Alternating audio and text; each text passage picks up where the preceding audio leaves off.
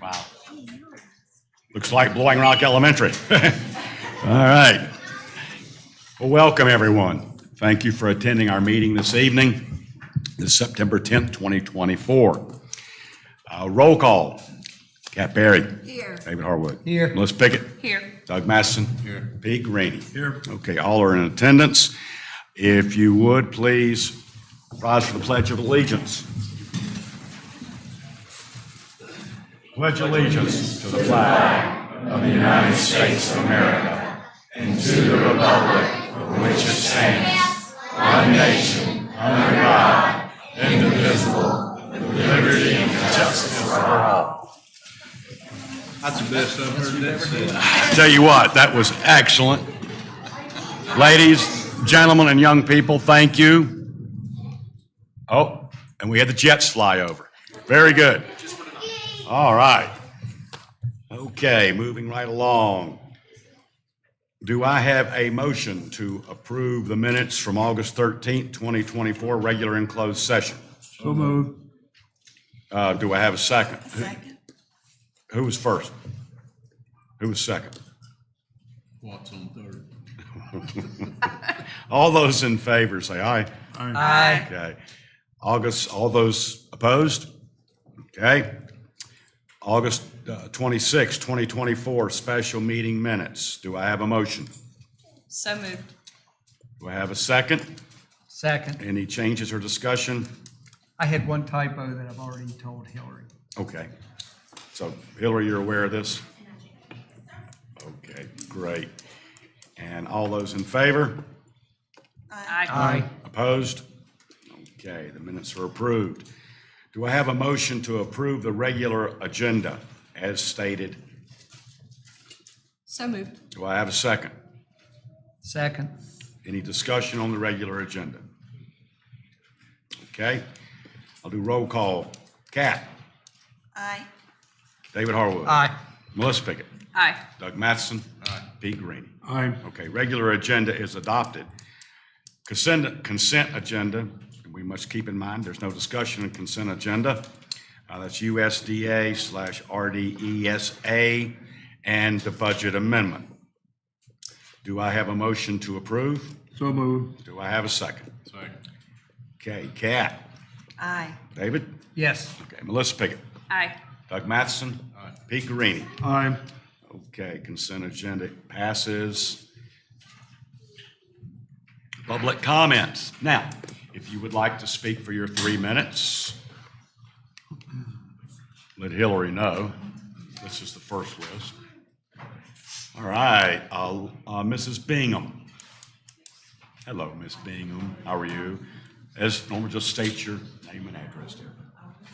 I feel horrible not letting the young people go first, so I know it's the agenda topic. So I'm Laura We Bingham. are starting youngest first.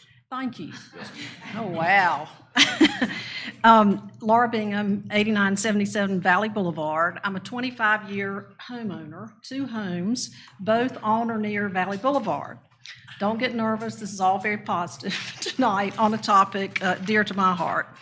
I want to just speak to you briefly about a topic, an issue that's consistently among the top 5 when our citizens are surveyed, and it's traffic, speeding, and safety on our mainly Valley Boulevard.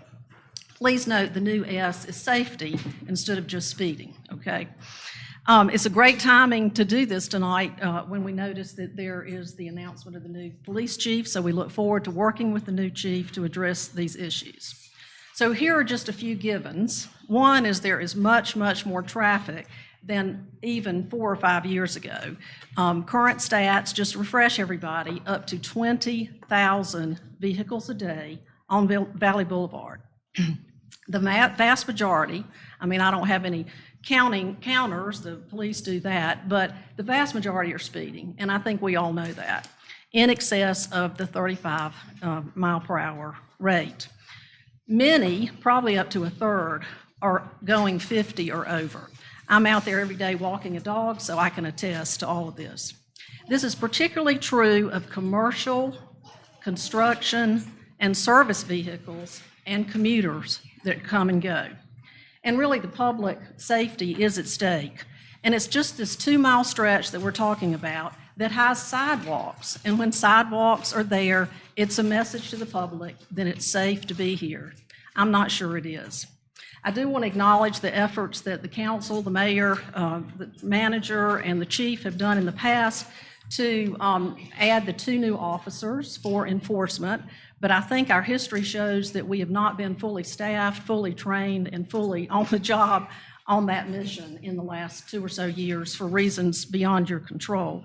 I do want to, and we also have the new stoplight at Green Hill and the Rock and the monitoring signs. But it'd be easy to say we're done and that's it, but we're not. We're really far from it. So we urge you to keep these safety issues in sharp focus, and let's keep the momentum going. In my view, this issue is really just crying for leadership and communication. Even a mindset shift away from enforcement only to proactive steps that the new chief, the town manager, the council, and citizens can take. I commend Kat Perry for sitting on the porch of BR Furniture last fall with me to witness the volume, speed, load complexity, noise, and dangers as these hundreds of thousands of vehicles speed by every day, and welcome others to come sit with me as well. Recognizing that things take time, research, and diligence, so we understand that, I'm offering a few suggestions that I'd like for these to just get on the table. Perhaps even maybe a motivation for one of you to become a champion for this cause on council. Number 1 is stop thinking about 321 as a highway and change our nomenclature to Valley Boulevard. As a friend suggested to me recently, to think of it as our other Main Street, and it truly is. This may present opportunities to think anew about decisions, and you only have to look at these wonderful young people to know that that is really important. Highlight speeding and safety in town newsletters and communications. Many residents already set an example by going 35 ourselves on Valley Boulevard, often with cars and trucks bunching up behind us, but it's something all of us can do to help a little. In planning and development decisions, consider additional public hazards placed on Valley Boulevard. For example, a short-term rental decision done by staff exception last year and authorizing the new short-term rental development across from Food Line this year both create more traffic exiting and entering Valley Boulevard, causing additional safety hazards. Exercise leadership to prioritize larger stakes in these smaller decisions. Focus on commercial traffic. The town could notify the top 20 or so speeding offenders of a renewed enforcement effort, thus ask for their cooperation. Recently, I spoke with the owner of Maymead, for example, to report that his trucks are in the top 3 labels, I would say, going consistently at excessive speeds. While he was initially a bit defensive, he later said he would, in essence, put the word out to their drivers as they track metrics related to their truck locations. Leadership. I'm about finished. For the record, a major vendor of the town, Republic Services, is one of the most egregious speeding offenders. One phone call could solve that problem. Research other tourist towns overburdened with traffic for ideas to implement and technologies to employ. There may be justification for lowering the speed limit, for example, or placing additional natural barriers and traffic calming measures. And finally, at least for tonight, seriously consider relocating the police department to Valley Boulevard, perhaps with the fire station, to make the point of presence in both enforcement and assurance to the public. Keep a small downtown presence, of course, but stake out, and that's a pun intended, stake out Valley Boulevard as another Main Street so you are serious about making it safe. Thanks for your attention, and hope we've spurred a little thought process going forward. Thank you. Thank you, Ms. Bain. Thank you for your thoughts and your concerns. Okay. Well, we're going to, Council, if I may, I'm going to rotate the agenda a little bit. since we have so many young people here that probably need to get home to dinner, and that does not include us, we're going to move the sports day ahead of the introduction of the new police chief, okay?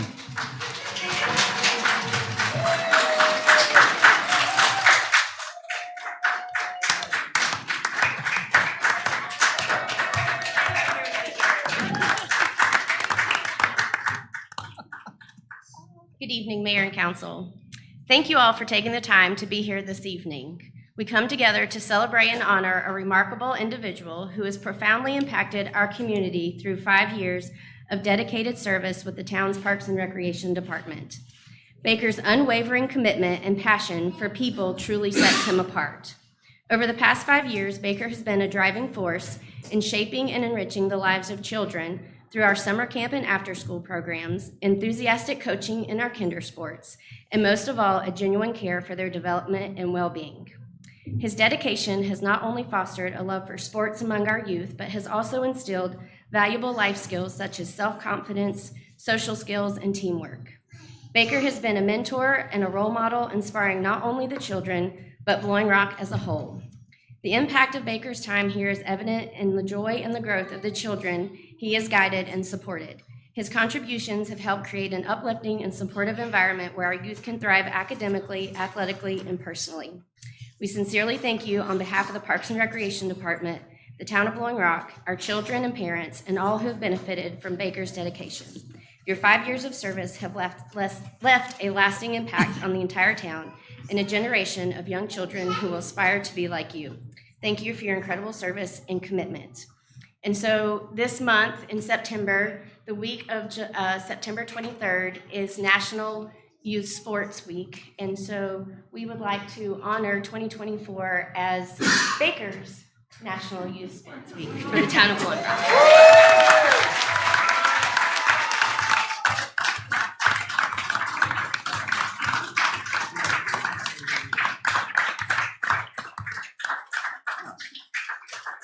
In recognition of Baker Stanley, this proclamation of the town of Blowing Rock of Baker Stanley's Youth Sports Week, whereas the town of Blowing Rock proudly celebrates the spirit of community growth and excellence that youth sports bring to our town, and whereas Baker Stanley, a former esteemed member of our community, made a lasting impact on the lives of our youth through his dedication, leadership, and unwavering commitment to promoting sportsmanship, health, positive development, and whereas it is fitting and proper to honor the contributions of individuals like Baker Stanley, God bless you, like Baker Stanley, who have significantly shaped and enriched our community.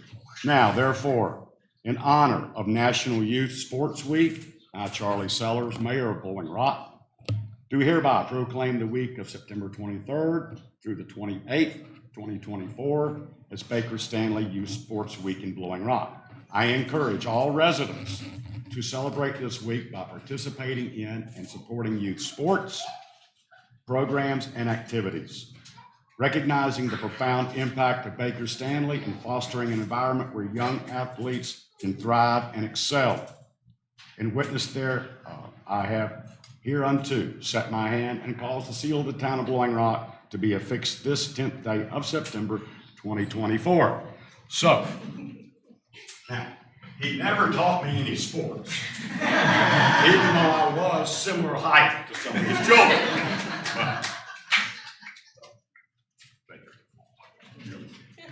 There you go.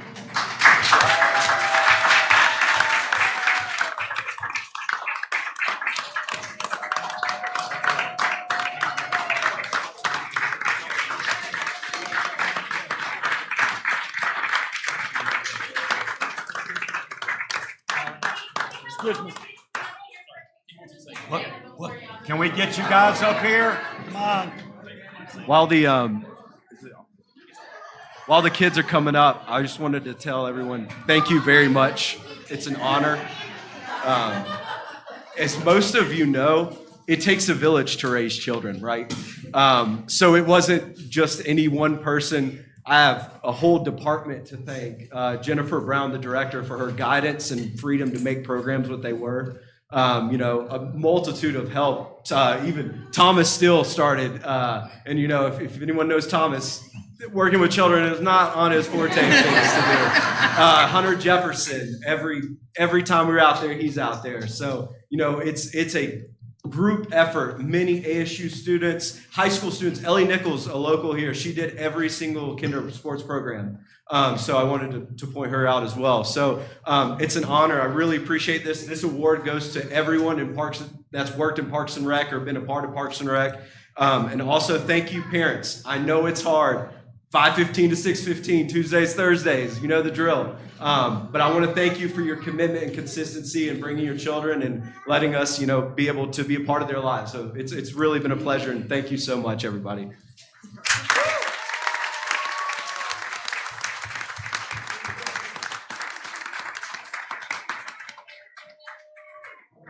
Okay.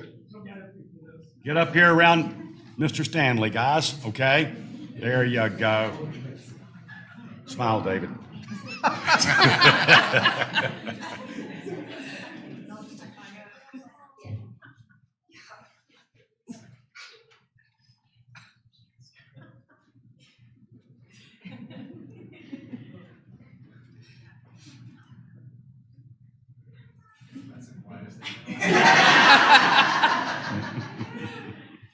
Y'all ready to play soccer?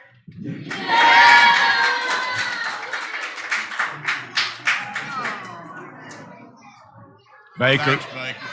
Baker, thank you.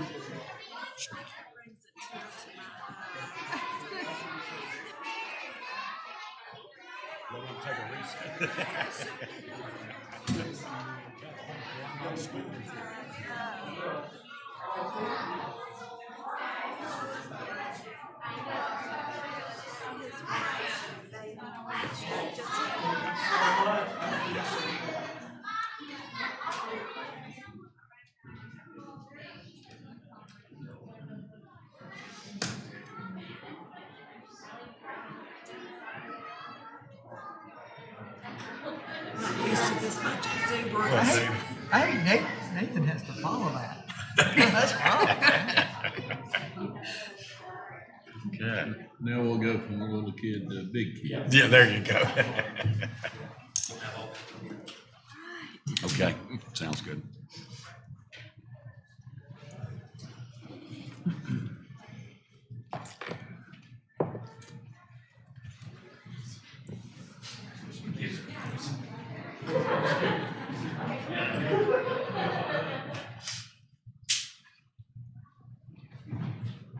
All right, so I'm going to pass this on to our manager, Shane Fox. Shane, would you like to take the lead on this one? I would. I'm going to ask as the kids exit, we'll ask the police to enter. Some kids for the cops here on the things. It's my privilege tonight. Thank you, First Council and Mayor, for allowing me to speak. But it's my privilege tonight to introduce the Town of Blowing Rock's U.S. Police Chief. So before I get started into introducing Mr. Kirk and having the oath taken, I wanted just to give a little bit of a background of the process. So it was a long process. We ended up having 85 applications for our police chief position that covered 24 states and 3 countries, including the United States. We had a panel of experts from department heads to police chiefs and HR, and at the end of the day, after several different rounds and a very long process, it was a unanimous selection to choose Nathan Kirk as the next police chief for the town of Blowing Rock. So tonight, Nathan will come up and take his oath of office. His family is here along the front row. A number of law enforcement folks are out here. If you guys can kind of come on in and squeeze on in, kind of show how many folks are out here to show support for, yeah, come on in, Bobby. Come on in, everybody. Yeah, come on in. Everybody come in.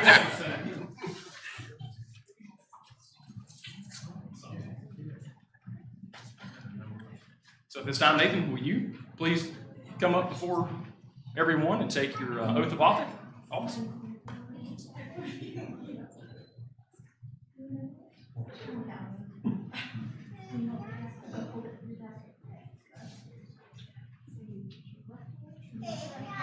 I'll go slow.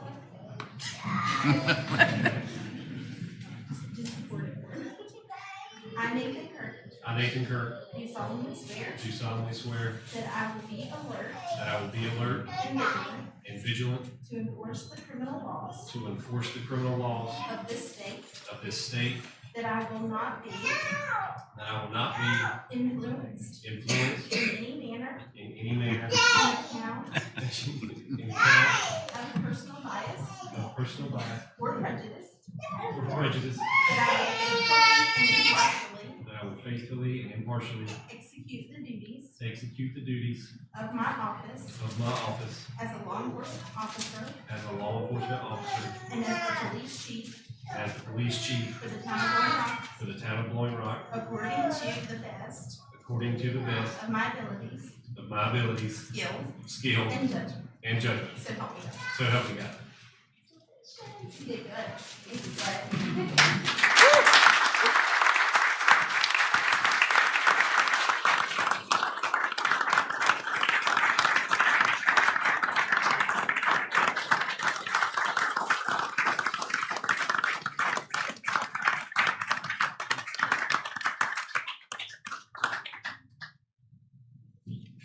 Nathan, would you like to speak, say a few words? I would just like to say thank you to everybody. Really appreciate it. It's just an honor to be able to serve. Thank y'all.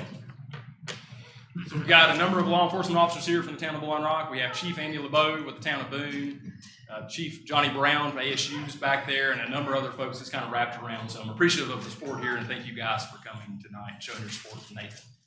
We're appreciative of the opportunity to be able to stand here and name a new chief, and we put our full confidence behind Mr. Kirk. Congratulations, Mr. Kirk. Thank you, sir. You'll do a good job. Thank you, sir. Okay, go down the line. Yeah, go down the line. Yeah. Congratulations. Congratulations, thank you. Come on, Doug, he just took office. There you go. Yep. Good call.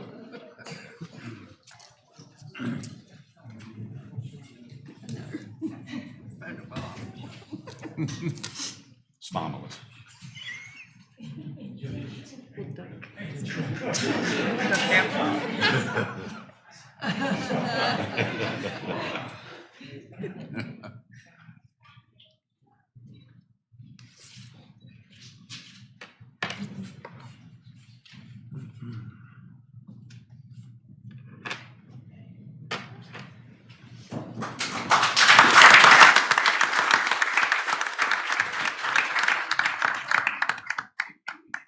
This is the other family photo I was in. Okay.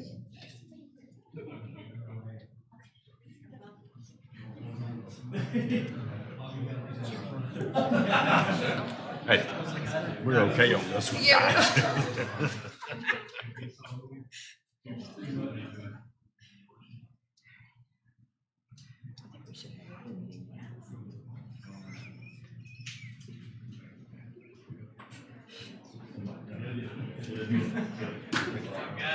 Right.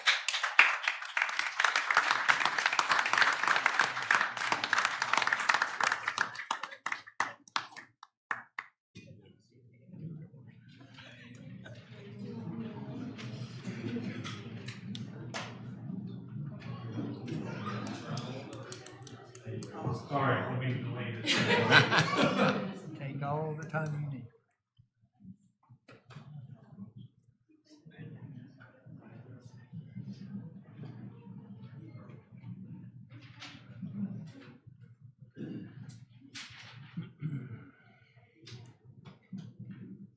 There you go.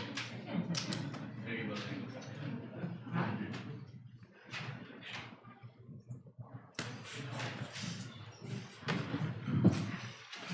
All righty. Boy, we've accomplished a lot so far this evening. Okay, moving right along, we have this public hearing. This is on SUP, Shops at Watership Downs, and I'll turn it over to Kevin Rothrock. Kevin? Thank you, Mayor.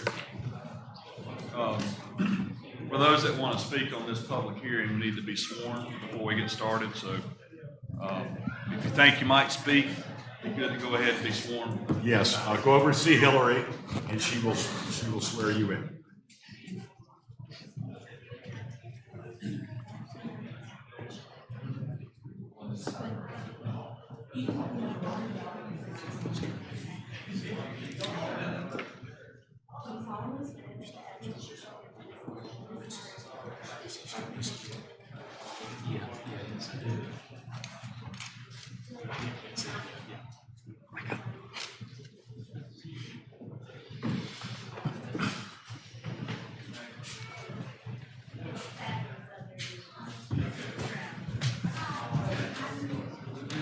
Okay, Mayor and Council, I'm gonna present a CUP to you tonight.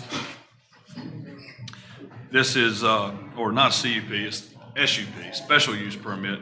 It is 202403 for David Rule at 133 Morris Street, and this is Watership Down property.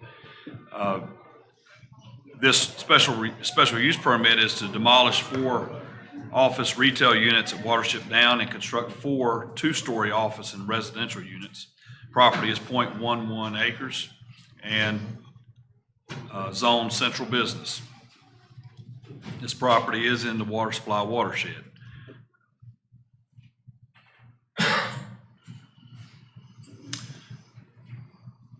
Subject property involves 4 lots at Watership Down, originally regulated by a conditional use permit approved in 1995. The applicant plans to partially demolish 4 buildings and rebuild within the existing footprint and add a second story.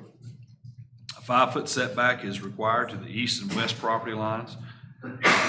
Section 1612.6 of the Land Use Code allows construction within the existing setback, but does not allow the second story to be constructed without meeting the required setback.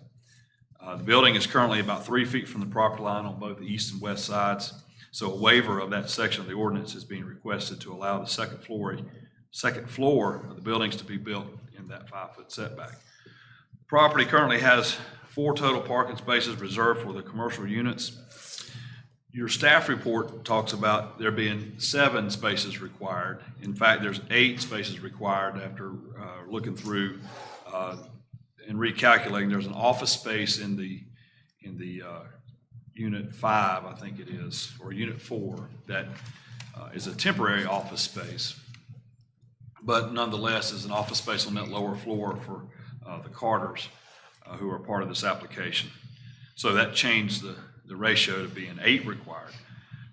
My understanding is that there are 4 spaces devoted to those 4 properties in total. And so the applicant plans to have a passageway through. Let me move on to this.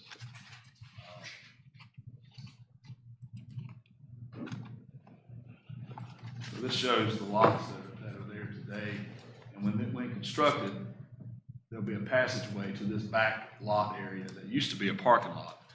And then it was grass, and then it was parking lot again. And so it's kind of been back and forth, but originally it was approved to have parking in this back area that comes off Greenway Court. So back there, the applicant plans to put 6 parking spaces. So here's the pass-through it's talking about. So 6 parking spaces. This dumpster is going to be moved off the property. And that serves Sixpence and maybe some other properties back there. Stormwater, the area proposed for parking, as I mentioned, was back and forth between a gravel parking area and then back to grass. But this drainage will be collected. There is a pipe that comes off the building here and just kind of empties about this spot. So they're going to collect gutter drains coming off the back of the building, the surface water, and then this gutter drain here, and take it to this the detention box back there that the town put in about 10 years ago. And so that's the logical place to direct this storm water before it leaves that site and is piped down behind the Rob Valet's motel. I don't recall the name. What is it? Homestead. Homestead.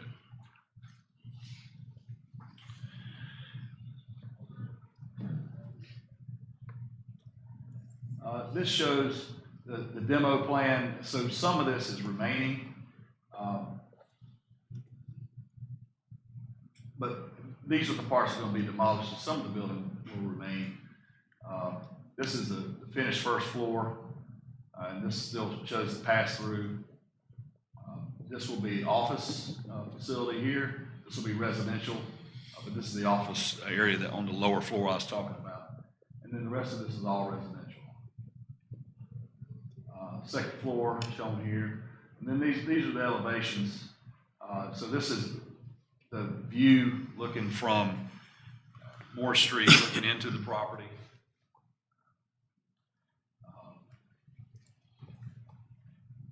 And then this is the end. So that as the building turns and has an L shape, this is the end. Still will be difficult to see this part from the street because the Tester's building would be in between that and the street.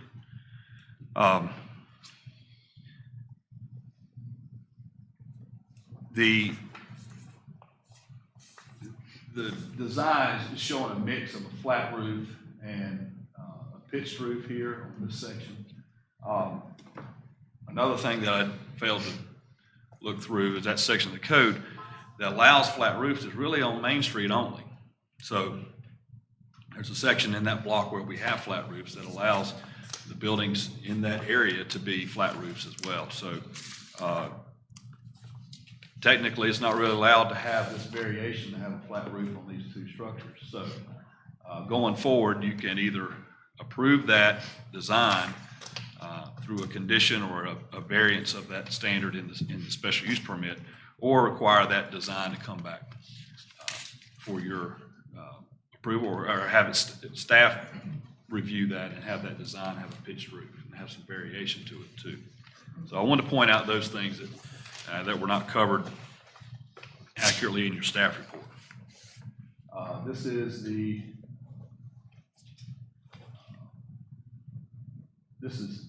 so if you're walking up to the building and turn right or look right, this is the front that you would see with a balcony here. This would be the end right here. Looking into this right here, this is the end.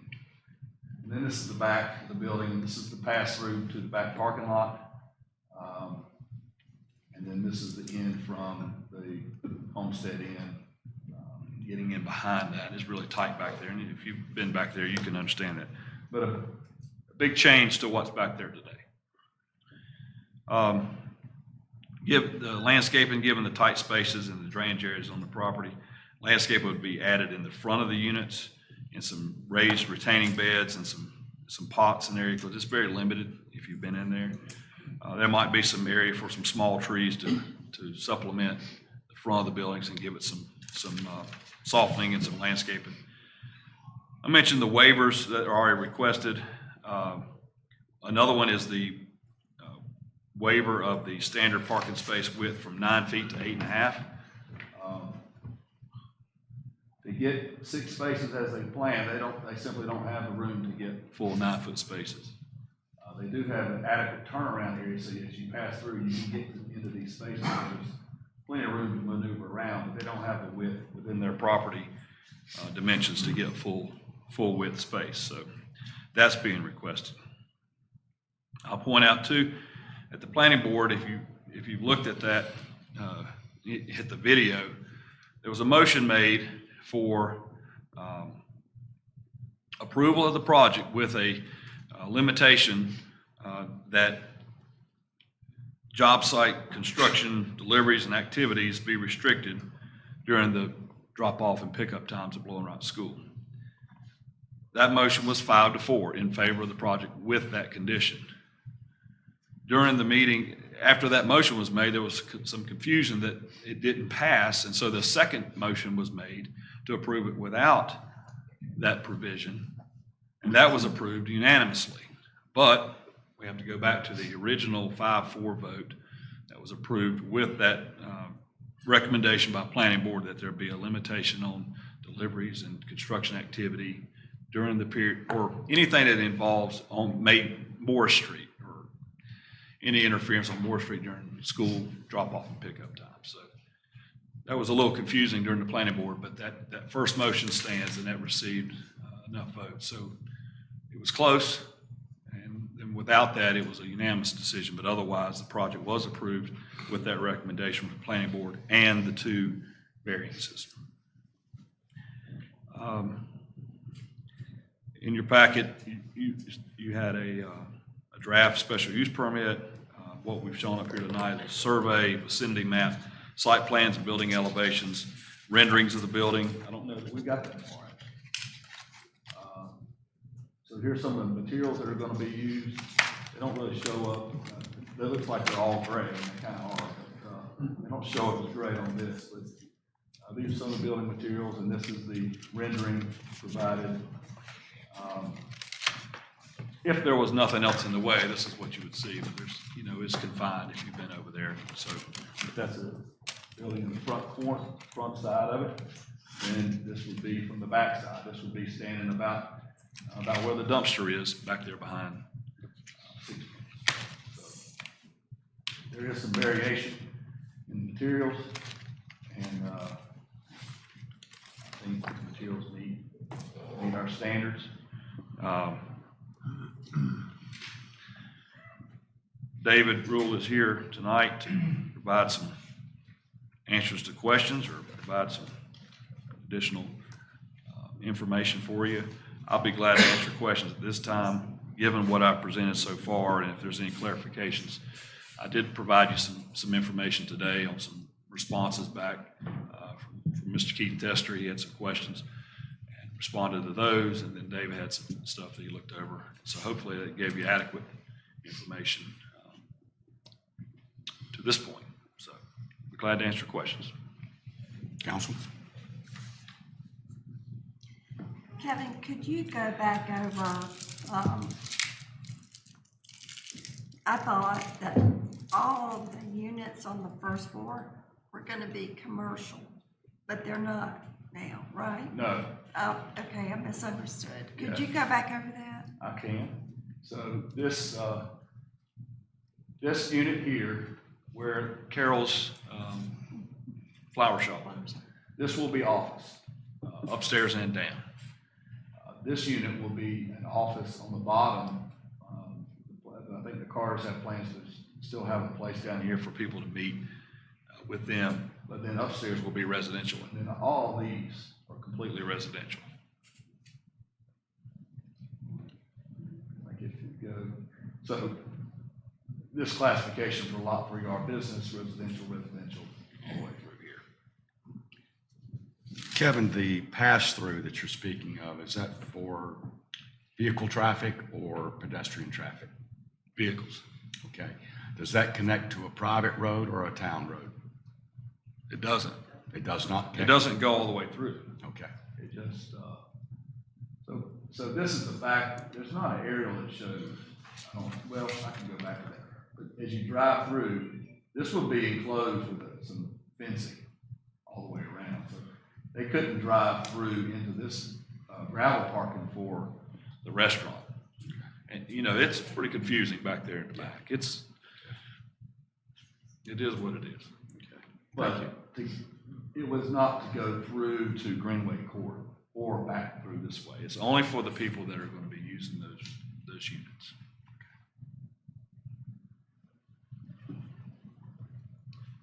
Kevin, I don't know if you can answer this or not, and maybe Mr. Rule will have to do this. If you would go back to the GIS, here where we see, on the northern edge, we see one big rectangle where the dumpster is, and then 3 different lots below that. And then the site plan that we have shows a different property boundaries.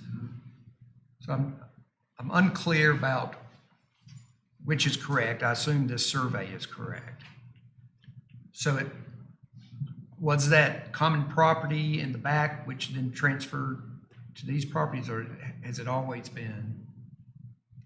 Can I speak from here, buddy? Yeah, or we can answer this later. Or, Yeah, come on. it was, and Warren, Catherine, please correct me if I'm wrong, but at one point, the POA sold that back strip that was shown on the GIS to these owners. Okay. And so they sold it to them. So that's how we ended up with these lots. Okay, So the strip went away. all right, so the middle one goes all the way to the back as well. Yes. I will say, David, that this, the Carters was not part of the survey because the Right. first application, they weren't on. And then they came back later and they're in. But the Carters own all the way to the northern boundary, correct? Thank you. Pete? Kevin, can you show us on this going from 9 feet to 8.5 on the map, where that is? And is that to provide parking for the residential or for business or both? It's all of these spaces. It's 20, I can't really read that, but it's not wide enough to get 9 on each of these, so 8.5 is the best that they could provide. So when And then you- they're gonna be for the residents and, the owners. So when you skinny it down, I mean, are you making it more difficult for bigger cars to park, or? It will be, you know, a 9-foot space is tough to get my truck in, but it's theirs, you know, the public spaces or anything to the people that are gonna be coming to the office use is gonna be remaining out front. Okay. And there's just 4. There's 3 on the one side and 1 in front. There's these 3, and then there's this one. Okay, thank you. Kevin, could you go over the parking spaces? I saw that you're saying there are 8 spaces that are required for the whole Yes. kit and caboodle. Are these gonna be are they short-term rentals, long-term rentals? They can be. They can be short-term if they'd like, but in either way, They need more parking if it's short-term rental? no. No. On the plans, there was a notation that if you went through them, and again, you can't really see it here, but this indicates bedroom 3. This says bedroom 3. There's not bedroom 3. There's only 2 in each one of those. Is that right? Yeah. When I first reviewed it, and I was trying to calculate, and those are just 2-bedroom units. Okay. And then this was the Carter's is a 1-bedroom. And then no bedrooms in the office space.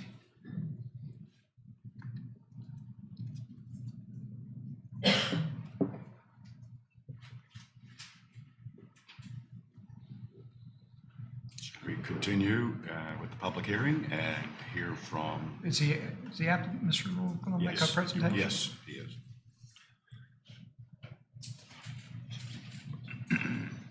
Yeah, come on, you can, that's the lady that's right back. Mr. Mayor, Council, I wanted to say thank you just for your consideration. I appreciate it. And thought it would be helpful just to have a little bit of background on the project and on me. I live here in downtown Blowing Rock. I've got 2 kids in high school and 2 kids at the Blowing Rock School. And so this project really was born out of this sort of a desire to kind of root deeper into the community. And so this unit here, this would be my office, and then I'd have, you know, a couple offices just to lease out to other people that were like me, that worked, you know, for themselves or needed some space. There's not any office space in the high country, really, and in particular in Blowing Rock, very little office space. And so that's what originally sort of started the thread of this project.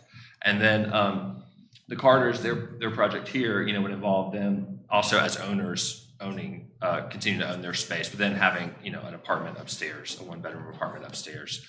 And then this unit here in the corner, that would be a 2-bedroom unit. This one we would sell. That would be a for sale product. So we would just put it up for sale. And then this one here would be my dad, and really this would be his house. So he is owner of that one. So you have basically three owners seeking to renovate their property, and then one thing that would be a for sale product. So that's sort of a little background on it. I'm trying to think of anything else that would be important to say. Two, I would say in terms of the design, the architect that I've worked with on this, although she did mislabel the bedrooms, she is great, and I've worked with her on several other projects and some in historic projects in the Dilworth neighborhood down in Charlotte. And she came up with me and spent just a day. We drove around Blowing Rock, and so our intent with the overall design and with each building was to sort of give it a little bit of a distinctive look, so it didn't just look like one big box. To kind of create some interest, in the scale, the massing, fenestration, all those sorts of things. And so that's how we ended up with the design that we did. And the parking right now, I would say, kind of maybe my last point I'd like to make is the parking now is tight there in on Moore Street at Watership Downs. I don't know if any of you have ever been in there. And so our real hope is that, those spaces are there already. There's 2 offices in the first unit currently. There's 2 offices here, there's 2 offices here, and there's 2 offices here. But all the people that use this all park out here. And so by creating that pass through there, it's sort of like almost like a pressure valve. It relieves the pressure in the parking and allows the people that are here suddenly to park in the back. And, I don't know if 8.5 feet on a parking space sounds tight, but, the average garage door is 8 feet. So you can definitely park. And we go to St. Mary's, and I was talking to Father Andrew about it, and he said, I think our parking spaces at St. Mary's are 7 feet. So I think there's a precedent for some tighter spots here throughout Blowing Rock, and these are just a little bit tighter, but it does enable us to really help with the overall parking for the project. And I think too, for the neighbors, it really helps them as well, the other businesses that are there. I think that's all I have to say. Do you have any questions? Or David? Doug? Pete? Yes.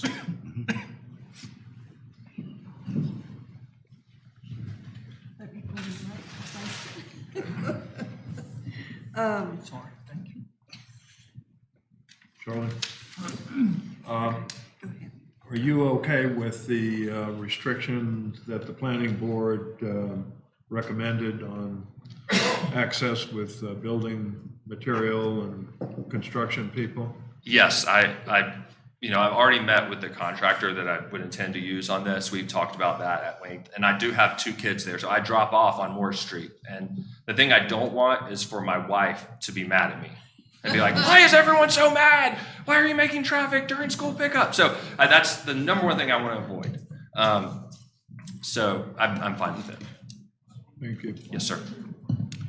Can I ask a question about the common area in the parking lot, not on the south side of your project? Yes, this area. That's correct. Maybe going back to the site plan might be helpful, Shane.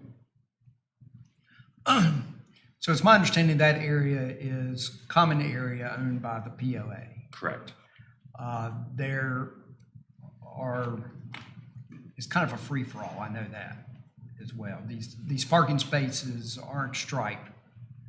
There is one that is handicapped that was striped a long time ago, but if I remember correctly, part of that actually exists on Mr. Hannah's property. So it is not on the common area.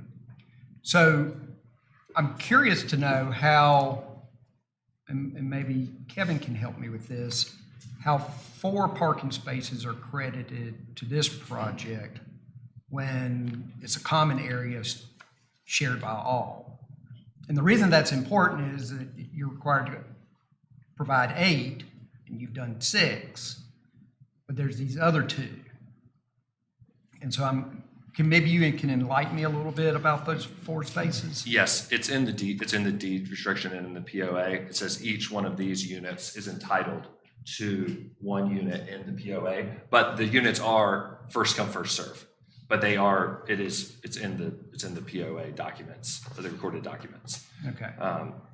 So it says that.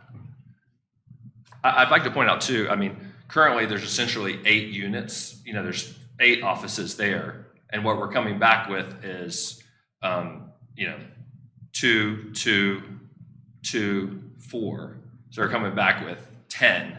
So it's, the parking requirement is being, as though we were adding all new units, but we're actually only a net of 2. It's only a net of 2 more spaces. The spaces are just bigger and better looking, essentially. And now we're adding 6 parking spaces in the rear, if that makes sense.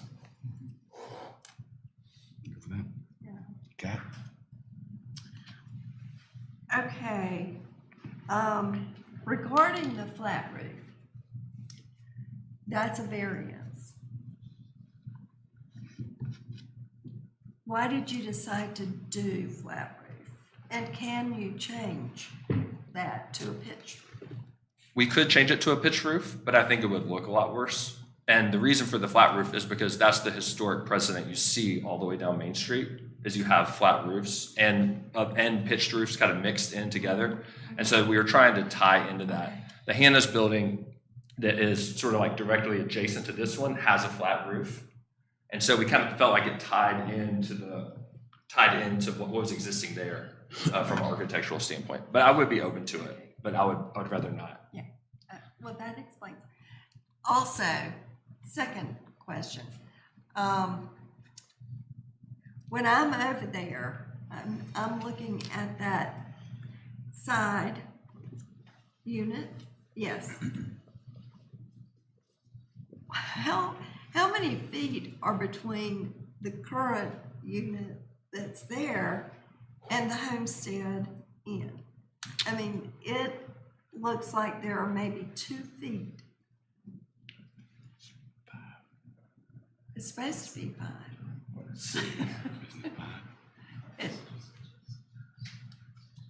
Kevin, maybe you know. Not much. It's not much.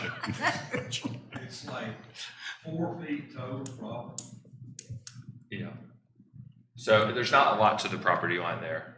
And that's, in large part why there's no expansion of footprint here. Yeah. So it's just, we're not encroaching anymore. We're just keeping what's there. And, so. I have a question, and that is from a safety standpoint. Could that be a fire issue? Being 2 stories and so close to another structure? Doug, you've got. I think the chief would be good with it. I think he's looked it over. Okay. And he's good with it. Yes. Okay, yes. Okay. We good for now. Let Mr. Rule sit down. Okay. Mr. Hammond. Thank you, sir. Thank you. I want to hear what Mr. Hannah has to say, but I really have to go to the bathroom. So I'm just gonna leave, but I'm coming right back. I'm right back, George. I promise. I'll be right back. It'll be recorded, and you can see. I'm going to be right back. Walk slow, Mr. Hannah, walk slow. Mr. Hannah, how are you, sir? For the record, state your name and address. I am George Hannah. Our property is at 1123 Main Street. It's Hannah's. It's been there probably, my grandfather built it around 1919. And so that property abuts a piece of property that I bought that is directly behind it, and is that little,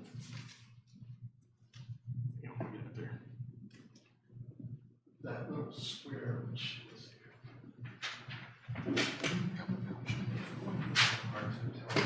So you've got here and here, right, in this piece here. Right, that's it. And my piece is this piece that you're pointing to right now. That's right.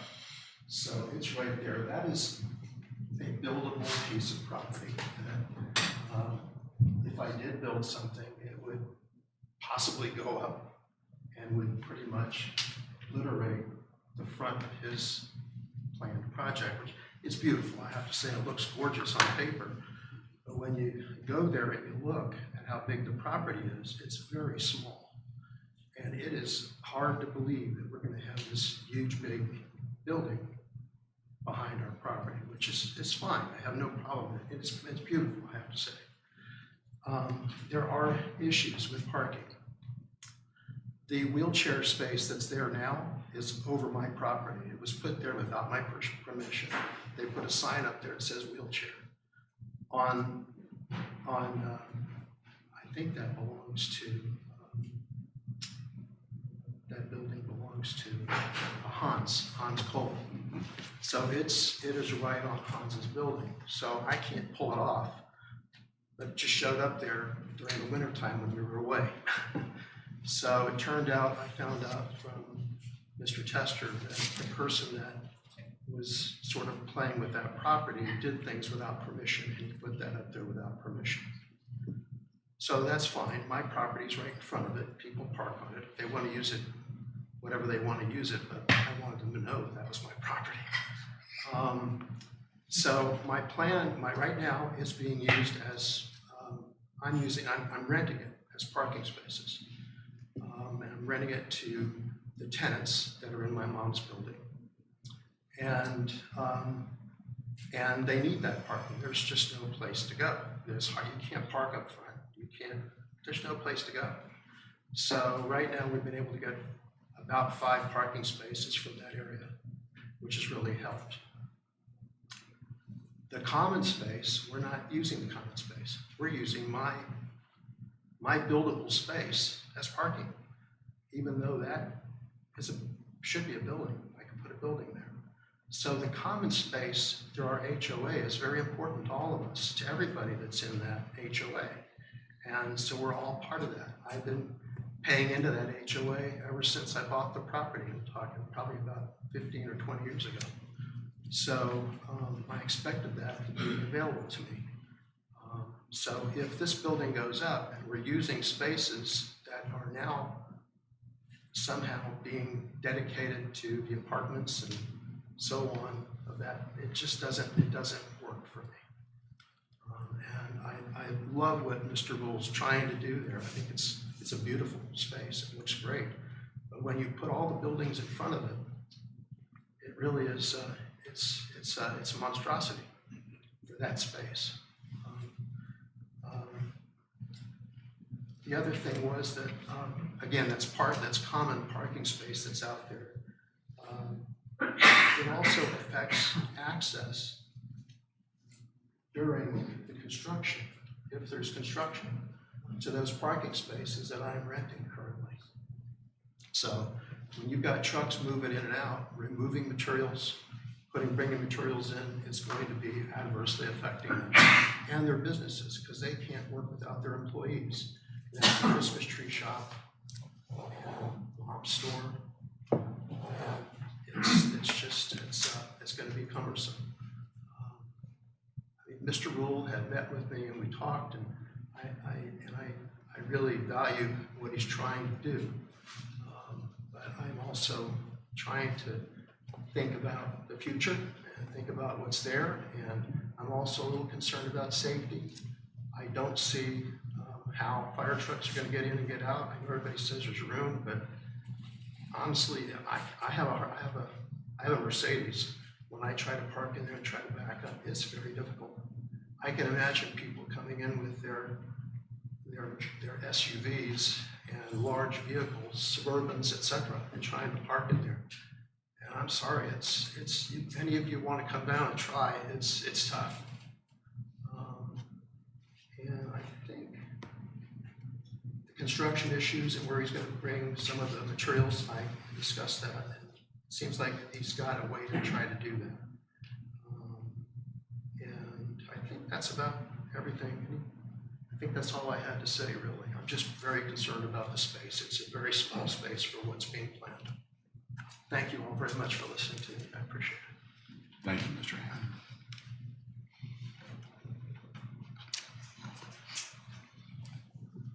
Did we have anyone else that was sworn in that would like to speak? Mr. Rule, would you like to follow Mr. Hanna and address some of his concerns, or? Sure. I really like George. He was very kind, and he and I had a great meeting, And, you know, I've had extensive meetings too, also with Keith Tester, who manages the POA there. And those have been great as well, and was grateful for his support for the project as well, even though it couldn't be here tonight. And, you know, in those meetings, what I did was a lot of listening, but tried to communicate, you know, that it's not like I'm trying to build a 10-story building, I'm some developer from Miami, you know, like I'm invested in the community. My kids are right there. I live here, and I wanted to take every precaution and to make sure people aren't inconvenienced. And you know, our goal would basically be once we're through construction again. Can I steal this back?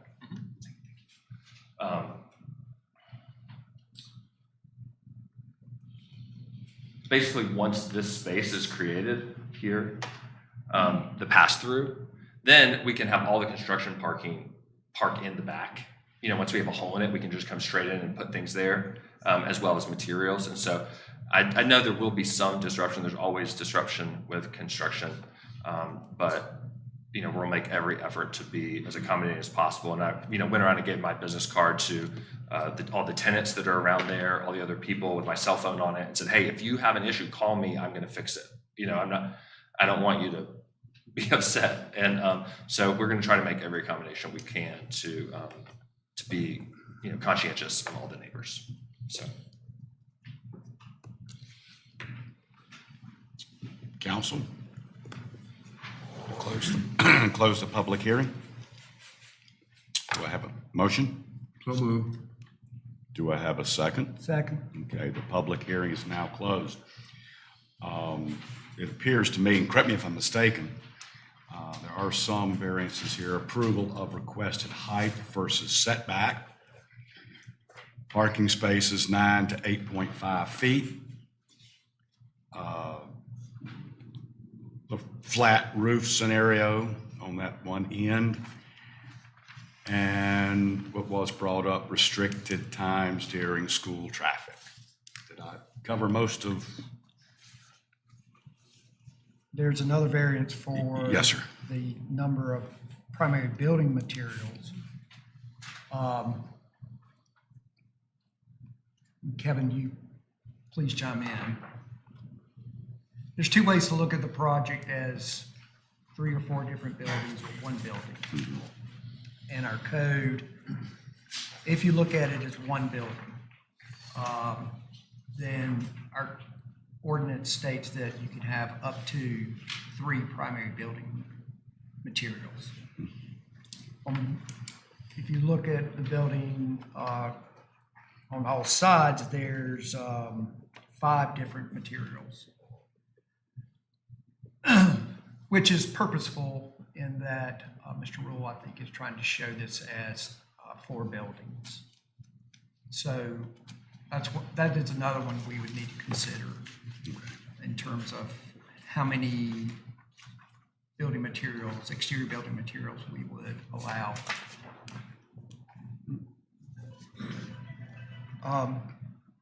Kevin, I have, again, back to the parking. So if 4 of these parking spaces on the south side are Mr. Rules and the Carters, and the 6 spaces back there, so that's 10 spaces that apparently they have control over. If the Testers wanted to demolish their building and build a 2-story building, 2 one-bedroom apartments upstairs and a business downstairs, that would be 3, that'd probably be 5 spaces. What kind of credit do they get? Because all the parking is taken now. Well, the Testers have 2 that are right here. There's 2 that are out there are not part of this. There's 3 here to the building. They have 2 currently.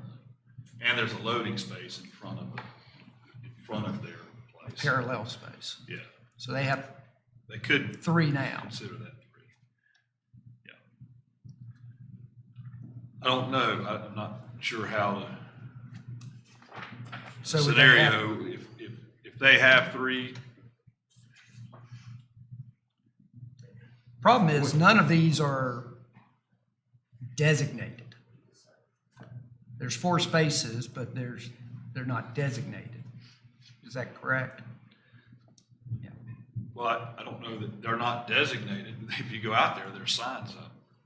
They're designated in some way, but as I understood, that they have use of 4 spaces. My assumption was that it's these 4 closest to the building. So I thought they do have 4 spaces. And if they do, they could sign them. These are for unit A, B, or whatever. Is that the plan? Can I speak from you? It'd be best if you, that way it's on the record. Currently, the POA doesn't have them marked because they feel like they could squeeze a little bit more in there than what's actually there, just kind of wedging them in. So it's currently not, marked out. And I don't know if that is the plan, moving forward. So. So in that scenario, would the testers have to pay into the parking fund since they can't provide 5 spaces, but they can provide 3?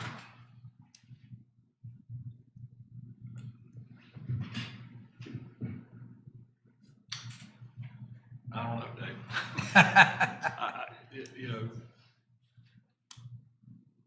Are we trying to compare if the testers did the same kind of thing that what David's trying to do? Is it like who's first to the base? Might be. So I've looked at it from the standpoint of the 6 they're providing is much better than providing none back there, and would exclusively be used by the tenants or the owners of those units. If the next person comes in, and so everything is limited, and you're right, the first person through maybe has the advantage but they also they've been deeded more property, so they can make more use of it. The testers have another lot, they have lot 7, so maybe they want to double stack some parking for their use if they want to do something different with their building. I don't know if I can answer that scenario any better. Now, I'm not sure you can. Okay. The testers have a business, commercial business, and then a residential apartment above. And so how many spaces do they have in total for those 2 units? They have two spaces that they park in And that's on the just, side, and then they have a loading zone in front, so, and that's it. I mean, this place is, It's tight. the development is 30 years old.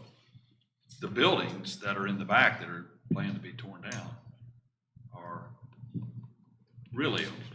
I don't know, 40s, whenever that place was built. So I'll just speak frankly, there's gonna be times you can't provide all the parking. And with the trade-off of redeveloping property that needs it. I don't want to be an advocate for the project or against, but if you're looking from the standpoint of what's the gain and maybe not get all the parking, it looks like to me that they're providing more than the required parking. The gain is the improvement of the site. That's just. Yeah, I'm very familiar with this POA and property, and I'm really encouraged by the effort here. In my opinion, it's something that needed to bring a lot of people together,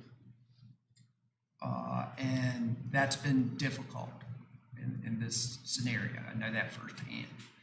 So I applaud you Carter's and Mr. Rule for doing this. And I would love to see it go through. I think there's some conditions. I still got a couple of questions, but I do think that it will benefit Morris Street tremendously. It's very underutilized right now, piece of property. It'd be nice if some of these POA questions could get resolved, so that we're not looking at this again in 30 years, trying to still figure it out. I do have a couple of ancillary questions, but does anybody else want to talk? Phil? You're doing a good job, Okay. David. Site lighting and parking lot lighting? Is there a plan? There's not one provided yet. That will be something that's required, but the original CUP required some lighting in the back, and it was coach lights.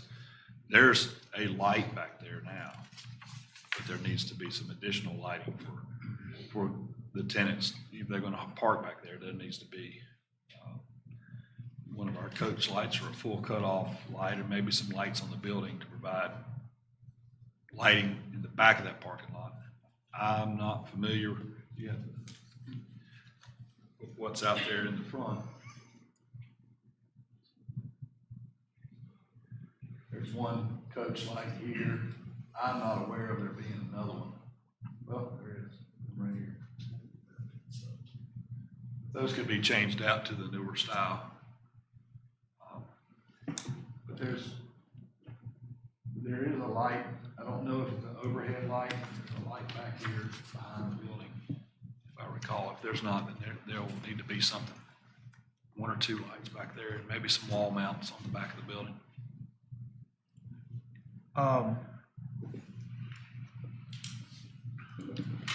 Where are the mechanical units to be placed?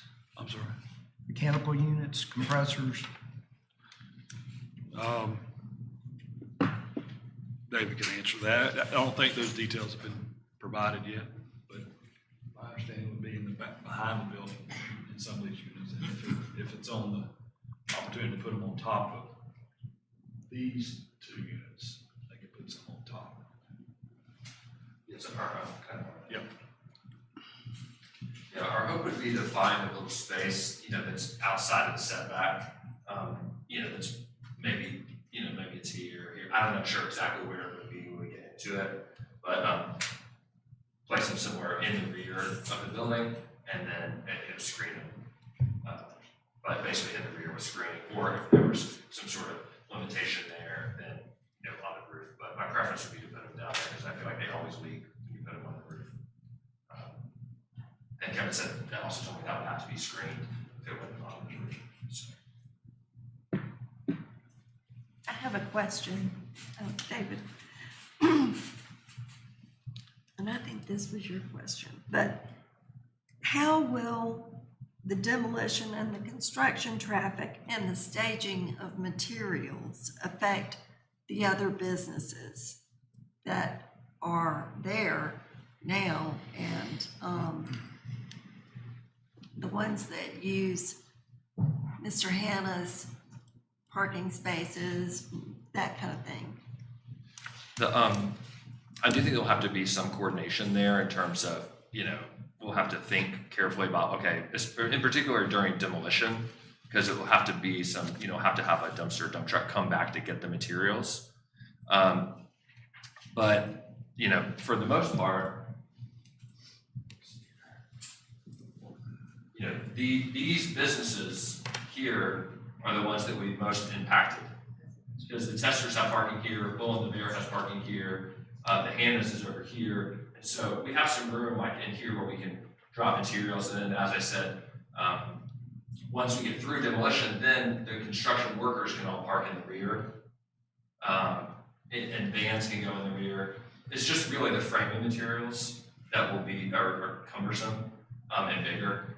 And those are the ones we'll have to take extra care with. And I told Mr. Hannah too, and I also told Keith, I'd be happy to purchase, put up signs that are over here, and if the Hannah's wanting me to, on their property, they are saying, no construction parking, and Now, I talked at length with the superintendent that would be on the project, just about how like our main goal is to be conscientious of the neighbors, not to just get it done. And so that would be how we would aim to kind of skin that cat. Does that answer your question? Yes, it did. Thank you. Yes, ma'am. Yes, Pete. I think it's fair to say, after listening to all this, that we have this project, which I think is, well laid out. It's going to bring other interest from other property owners to do maybe similar kinds of things. So I know we have a downtown study group. I think some of you were on that committee. Steve is on it. I would encourage that group to really start looking at the big picture, because this is probably going to be the first of many that we're going to see coming down the road. So let's be prepared to look at the big picture. All right, council. We closed the public hearing. What are your thoughts moving forward? One more question. Okay. Kevin, does this require a handicap space? Handicap space needs to be provided for the property, the entire property. And when I went out today, the handicap space now, not striped, it was worn off, but I realized it's partially on Dr. Hannah's. Half of it, like half the space is on, because I think his gravel takes this angled path towards the front door of the spa or whatever is in there. So it may be that the ADA space needs to be moved to one of these or the one in front of there, in front of that building, to be adequate. So it's currently encroaching on the Hannah's property, correct? Yes, it looks like it is to me. And that needs to be addressed. You can see it there.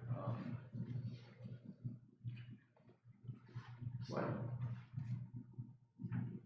okay. Like right here. Partially on, partially off. Hands. So maybe it needs to be placed in this section here, or maybe at the end of this, to keep it usable. Again, a lot of this is, I want to put the burden on the POA, but a lot of that's their stuff. I don't know that it's, in every situation, it's for the council to get into the weeds of the arrangements between property owners. If they can't move forward with the project if their POA doesn't have an agreement on some of the details of their relationship. What is the state of the POA?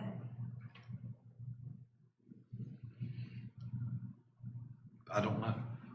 David, that'd be better. That's better for you. I'll just, as someone came in, kind of learned the story. The POA is still in effect. No one filed a POA dissolvement, thing.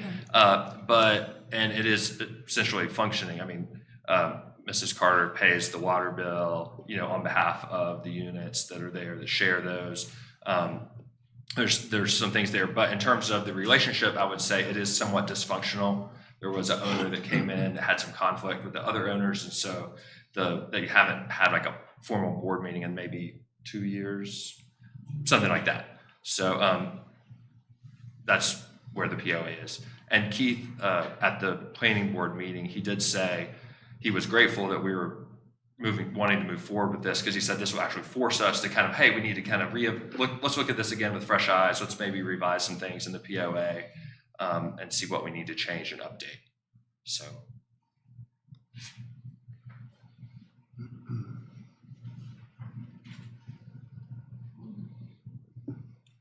Council, are you ready to make a motion? I'll make a motion. I'd like to make a motion to approve the project with the following conditions and variances. The conditions being that the mechanical units are screened, that the landscaping, the required landscaping would not be in planters, but in the ground. I don't know what that's called. In-ground landscape? Normal. Normal landscaping. Brian would know. A condition that the flat roof would be eliminated and redesigned for a sloped roof. The reasoning for that, as Pete pointed out, we're going to have additional projects be coming up, and I'd like for there to be consistency as we can move forward. A relocation of the handicap space to one of the 4 designated as either Mr. Rules or Carter's. And the variances would be for there to be more than 3 primary building materials, that the standard parking space, it's a standard 18 by 9 or is it 19 by 9? It's 19 by 9. So that we could vary it to 18 by 8.6 for all 10 or just the those 6 on the north side? Yeah, these others are existing. And the variance for the side yard setback from 5 to 3. So, and how about school traffic? You want to throw that in there? Yeah, it's a condition. Okay.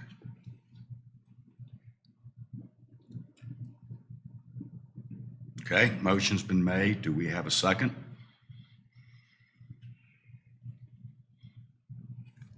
Okay, council, we don't have a second. Do we have a new motion to be made?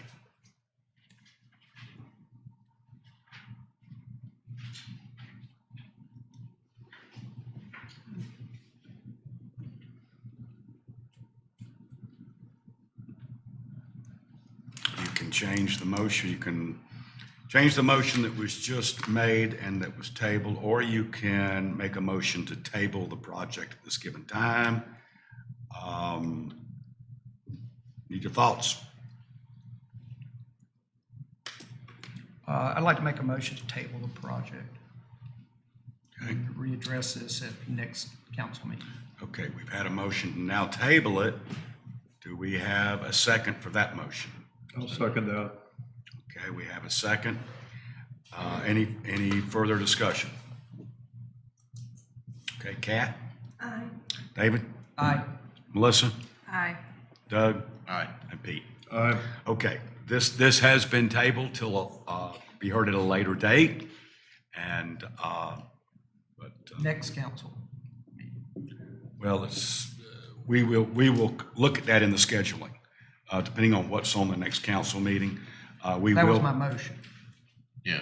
Is that achievable? That was a motion, that's Yeah, what was passed. I know, but, You don't need a separate public hearing. You've held a public hearing. That's correct. Right. okay.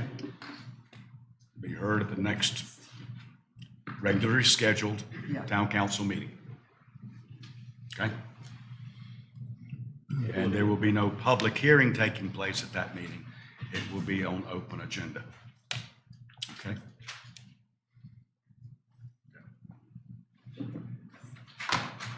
Thank you very much. All right, now moving on. Let's see here. McGill study, street sidewalks. Do you all need a break or are you okay? Good. Good? Okay. All right. McGill's, this is street sidewalks, reservoir intake. And it's essentially looking at budget amendment. Town engineer Doug Chapman is going to address this with Shane Fox. Thank you, Mayor, Council. And preparation of our upcoming winter retreat, which we have not scheduled yet, planning on having that scheduled towards the end of January. In anticipation of many topics to be heard, including the potential of a bond that could be coming up in the near future. We have met with McGill and put together several proposals, one of which is a street assessment, second of which is a sidewalk master plan, and third is a survey of the reservoir. Doug Chapman's here with McGill to answer any of the detailed questions. The reservoir intake we'll get to in just a few moments, but we have 3 proposals that are at hand tonight, along with a budget amendment for each one of those to fund each one of those proposals. The timing of which is here in September for the timing to allow for the work to be completed by McGill in order to have the studies back and have conversation and discussion points at the winter retreat. So I'd be glad to answer any questions towards those 3 studies, or again, Doug's here to answer any of the questions regarding the details of those 3 studies. Council. Is the sidewalk plan gonna have the crosswalks for the paving on Main Street? Yes, between, and that probably will be more part of the street assessment than it will be because the sidewalk master plan needs to be its own document. We've already got the agenda pretty much set already for the retreat, so. You can't add anything to it, David. Crosswalks are going to be a part of that, absolutely, yeah. Yeah, our timing with DOT and the repaving of the roads are going to force us to make some decisions regarding crosswalks, absolutely. Okay. So those 3 studies, also included in this, since we're talking about the reservoir, is the intake and some additional work on the intake. Doug, again, can speak towards some of the details, but back in early summer when we suffered a month worth of drought conditions, we had some concerns about the intake and the pumps and what may or may not be there. And so McGill partnered with the town and hired divers out of Southeast diver in Greenville to come up and go down and dive and inspect the reservoir intake. Some of the take backs from that, or some of the recommended things that we could do to help not only the intake, but the area around the intake, was to clean a 5-foot diameter section around the bottom of the intake. So there's 4 valves. The first one, give or take, is about 5 feet. The second's about 10.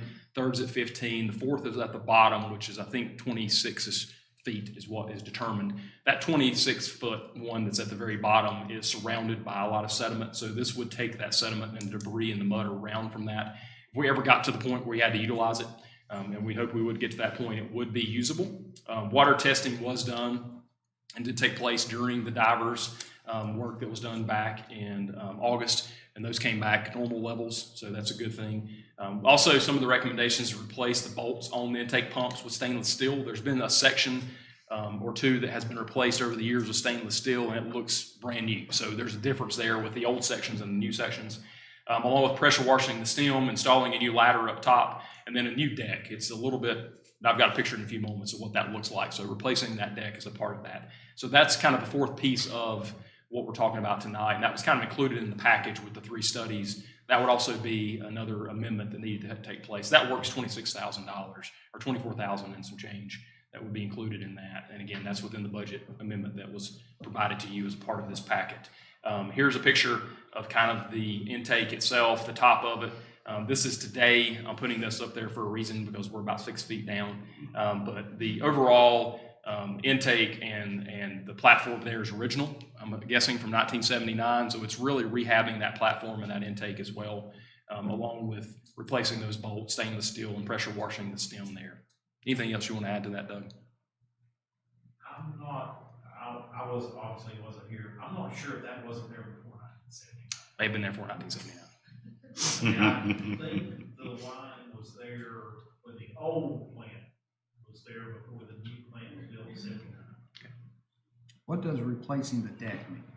I did not get a great picture, but at the top of this unit is a deck platform with a ladder in the middle that they go out and they stage their equipment on, and they take the ladder down. That's right. So it's a 4-post platform with the top on it like a deck. So it's replacing the wood on the deck of it, and then the ladder that goes down for them to be able to get to and operate the valves. Aren't the valves on the deck? The valves are on the deck, so it's to be able to access that and utilize the valves. Are we gonna look any at all of the enlargement? Of the overall reservoir? Yeah. Yeah, so step one, and I'll let Doug speak to this, is to get a study and a mapping, a survey of it, and then speak towards maybe next steps and what that may look like, whether that's dredging or enlargement. So, I think, I should have looked at the dates that I did. We surveyed the bottom of the reservoir, I think around 2007 or 8, and to establish a benchmark. We did it again, I'm thinking it was around 2011 or 12, because there was concern over the lakes full of sediment. So we did another survey, and it's not filled with sediment. But that's been here 12 years. So we go back now, and we check it again against what we have to give us intel on that. The idea of raising, you're talking about raising the dam. Or enlarging the area? The footprint, potentially. There was some work done on that years ago. Right. When they talked about the property and purchase the property and swap the property. So there's some information that's been done on that. I don't have that handy, but we can look into that. We still come into the fact that you have X amount of water that goes into the reservoir. So that we can't change much about. Right. But we can look at how the volume and how does that increase the safe yield. That's what I was looking at, if we can increase the volume there, 2-3 million gallons or better. Yeah, I think it now holds 49 million gallons or 45. I think 49 seems right.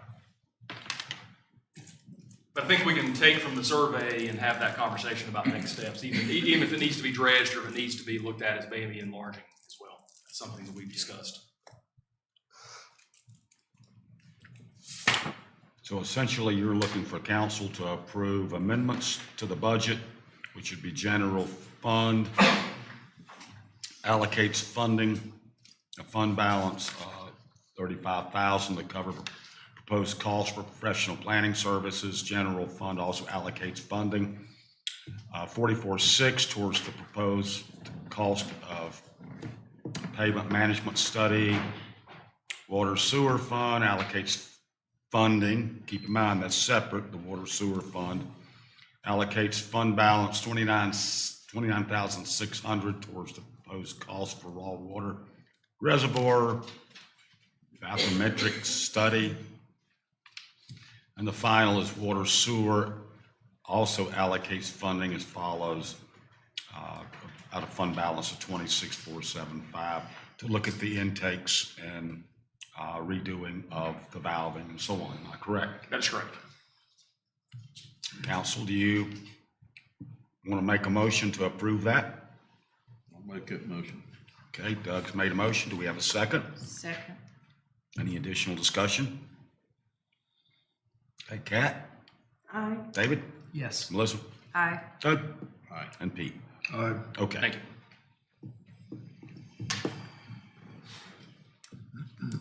Did work, Doug. All right. Do what? What? Oh, Doug getting work. You don't think I did all this? All right, downtown standards. Council, let Kevin drive this, but this is to set a public hearing for.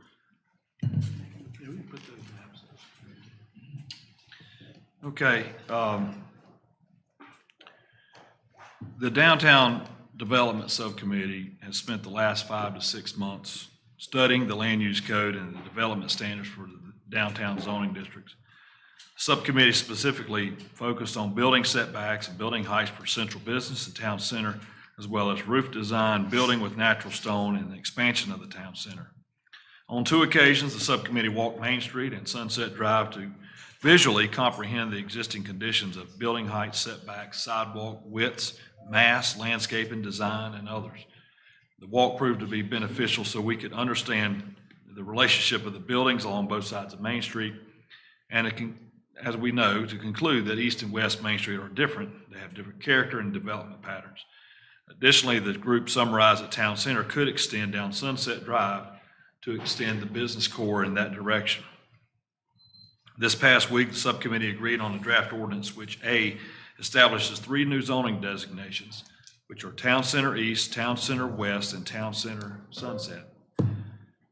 Defines setbacks and building heights for each of these zoning districts, including the remainder of central business. C, limits the use of stone products to natural stone in downtown. So currently we allow cultured stone, but we think it's important that in the downtown, that natural stone be the choice if a stone product is used. And then finally, simplifies the language of the land use code pertaining to these dimensional standards. The subcommittee is requesting that town council set a date for a public hearing to consider this draft ordinance and request that the planning board study the proposal and provide a recommendation prior to coming back to that public hearing. It may take 2 months of planning board review to get to that point. So I would encourage you not to choose October. What are your proposed dates, Kevin? November. Just not October. We are going to take it up at planning board next week. And maybe we get through it all, but I don't anticipate that. So you would propose the November town council meeting? I would propose that, but if you want to go further, that's fine. But we need to have a date set so we can move at least this first part along. Y'all good with the November council meeting? For the public hearing? We want to score some points. We Yes. haven't. We want to get on the board. We want to get on the board. We got to get something out there, and then we can come back and do some other things, talking about building materials, design, historic qualities, and things like that. We've got a good group, a good group we're consistently working every 2 weeks meeting. So, Tucker, there's not necessarily a motion needed for this, is there? Yeah, there's a motion just to set the date for the public. Just to set the date? Nothing on the substance of the matter. Do I have a motion to set the date? What date is that? Anybody got a calendar? November the 12th. November the 12th. Do I have a motion to have the public hearing for these, the particular zoning needs, changes, and so on? Now, I have a question first. It has to go through planning board, and they have to approve it before it would come to us. they don't have to They approve don't have it, to approve it. but we'd certainly like them to.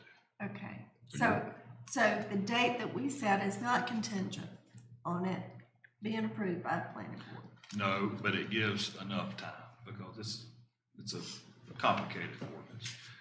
The Thank planning board, sorry to interrupt, Kevin, the planning board will provide a recommendation. If they do not provide a recommendation, you're entitled to act at 30 days. But that's only in the event that there was no recommendation. You could then take it up, but you still have to schedule the public hearing. Okay. A second, if it's a motion. We have a second on the motion for the November town council meeting. Any additional discussion? Okay, Kat? Yes. Aye. David? Yes. Melissa? I don't think David made the motion. Nobody made a motion. Yeah, nobody made the motion. I'll make a motion. I'll make a motion that we look at this at the November 12th November. town council. You got that, Hillary? Doug, do you want to continue with the second? Good, okay. All those in favor say aye. Aye. All those opposed? Okay. All right. That was- David and Pete, it's been 6 years, but we're going to get there. Y'all were on the first subcommittee. So we'll get there. Okay. Let's see here, I guess that. That pretty well wasn't covers it. encouraging. Now, official reports and comments. I'm standing down, I have nothing this evening. Okay, I don't have anything. David, No. Melissa, I'm good. Doug, Pete, I'm good. Tucker, Stay consistent. you got all kinds of time now, buddy. I've got plenty. All right. All right, so here we go. So, Council, Mayor, I've got a few updates here. Projects, a lot of projects going in town. I think everybody that's been in town in the last, year or so realizes that. Our Main Street project is in the last month. So they're in the last couple of Excellent. weeks here. Good job. of that project. Tie-ins continue along with the full depth asphalt work that's going on, that's happening right here. Tie-ins are in that direction. Again, over the next couple of weeks, the plan is to have that project complete, except for the street piece of it, right? So we talked in previous meetings about the fact this is a DOT road, and the DOT has put this on the first project in the spring when the weather allows. And so we have met with the DOT countless times, gone through the details of what that's going to look like. They have tentatively scheduled March 15th to April 30th to do this work, have it completed. This is a full depth job of milling, ditch work, etc. that has to take place. So 45 days have been scheduled for that. Weather permitting, they could start sooner than that, and that's including raising the utilities and some of the work that can go on. Work is going to be scheduled at night, 7 p.m. to 7 a.m., Sunday through Thursday. So that work's going to be taking place at night, end to end. So that's going to be a little bit different than what we had talked about in the past. DOT feels like that's the least intrusive way of doing the work. There's going to be times in which obviously they're going to have it milled down, and it's going to be that way for a week or so as they have to finish out the rest of that project. But the Main Street project, water, sewer, utilities, is within the next couple of weeks of being complete. So they're down to their last 10 or 12 tie-ins that are left along with the Sunset intersection here. Once that's complete, nothing will happen on Main Street until springtime when they come back in. Maymead, who DOT has hired as a contractor to come back in and complete that work. Again, March 15th, April 30th is the date right now. Part of our winter retreat is going to be a discussion of the crosswalks, what that's going to look like. That work will have to take place just as soon as DOT and Maymead clears with the paving work that's taking place. Maple Street, because of the savings we've had on Main Street, as we talked about in the past, we were able to start the sewer work. That sewer work will be complete tomorrow. So they're working up this direction towards Main Street now. And so their plans are to be completed tomorrow or first thing Thursday morning. And then the water group that's currently on Main Street will start on Maple Street. Once that work's complete, asphalt binder will go back down on both of the sections that have been dug up from sewer and water. And then when Maymead comes in and the DOT comes in to do the paving in the spring, they'll pave Maple Street as well. So that'll be included as a part of that. 221, again, another project because of the savings on Main Street. The sewer work will begin as soon as they finish the sewer work on Maple Street. That's as early as Monday. That's a short section of sewer work that will take place. So Monday, the plan is to be in the intersection at 221, reset the manhole there in front of Camp Coffee. Tuesday and Wednesday, they'll be beyond Speckled Trout out towards the Embers. And then there's about 350 linear feet of sewer. So that's less than 2 weeks. It's about an 8 to 10 day total construction time. And they will be out of the roadway before the end of September. Then nothing happens in the month of October on the water line work that's going to take place on 221. That will happen after the month of October. So around the 1st of November, the water line work comes in on 221, and then that's complete. So right in time for winter, everything's complete. Everything is ready for a full paving job that takes place in the spring. And that's including Main Street, Maple Street, and 221. Green Street right now, weather dependent. I put water work after 221. That is just water work. That's not sewer work. That's just water work. That's going to be dependent on the weather. That could be a spring project, just depending again on the weather and the timing of when 221 work gets complete. So I'll pause there with any questions you may have. That's the main work that's going on within Town Center and within the main intersections here that we have within town. Main Street, Maple Street, 221, and then eventually Green Street. Laurel Lane work has been completed. That rock work and the raising of the pavers work was completed a couple weeks ago, or a few weeks. Spillway work is in progress now. If you've had a chance to go down Laurel Lane and look down, you'll see the large boulders that have been stacked up. That work is continuing. Chestnut Sewer was completed a number of weeks ago now, about 3 weeks ago, and the grandfather lift station that we've talked about now for the last couple of years is soon to be started as well. So we are checking off some completed projects. We've got a lot in progress and a lot of work to be done over the next few weeks, and especially into the late fall before we get into the winter time. USDA work, we've talked about almost every meeting for the past year or so. Tonight we approved McGill to officially get through the design work that they've been working on, and then our plan is still to take that to bid come springtime or early summer of next year. That gives us a chance to get all these other projects knocked out, and then gives us a chance to bid that project and have that work start. And again, that time frame is about a year or so, 18 months worth of work that has to take place. Not project related, but a big deal, and I wanted to mention it tonight. Audit field work took place last week. Auditors were here, pulled thousands of documents, and left on Friday with a lot of very complimentary things to add to our finance staff, including even taking some pictures to send to some other staff because of the level of organization that took place there. So kudos to Tasha. This is her first audit as finance director, and so I wanted to make sure we pointed that out as well.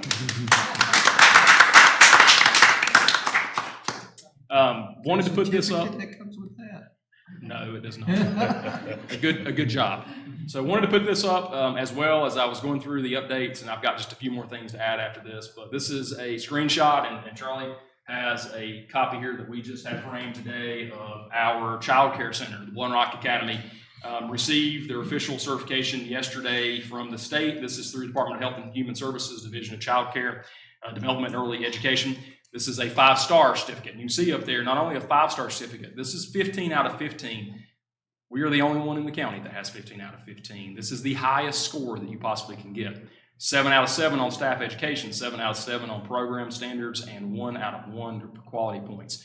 A 5-star center is 13 points or above. This is, again, a 15-point and 5-star certificate that I'm holding here. So kudos to everyone involved in this. Town council, first and foremost, Park and Rec staff, and our wonderful staff at the Child Care Center for accomplishing the highest score that you possibly can. This is 100, on a scale system. So I wanted to make sure I pointed that out tonight. We did release a press release today, and you should see that out within the next couple of days, hopefully.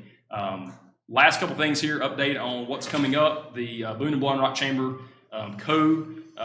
work on a candidates forum. That's this coming Monday at the Appalachian Theater. That starts at 5:30, and it really goes through about 8:30 or 9 o'clock. And it starts with our federal folks, and then our state folks, and our local folks with county commissioner and school board that's included in that. Our next planning board meeting that Kevin mentioned earlier with taking up downtown development standards is Thursday, September the 19th at 5:30. Our board of adjustments is the next week. That's on September the 25th. That's a Wednesday, which is a little bit odd for us to do, but that's at 5:30 as well. And the next ABC board meeting is at 2 o'clock. That's Thursday, September the 26th. And the last thing I will say, as I always try to point out, our ABC sales were $389,000 for the month of July. That was $71,000 higher than last July, or 22% higher. So unfortunately, we are 11 minutes away. We're 11 minutes away from closure tonight. So I'm not going to make it for you guys because we do have a closed session, but for anyone in the audience that would like to partake in raising our sales, the ABC store continues to do well, which is a benefit to the town, obviously, as we share with the profit within the ABC store. So that concludes my update for the night. I'd be glad to answer any questions that you might have. No, good. All right, ladies and gentlemen, we are going to adjourn for about 10 minutes, and then we're going to go into closed session under North Carolina General Statute 143-318.11A3. Thank you so much for joining us this evening. Thank you for taking the time. Thank you.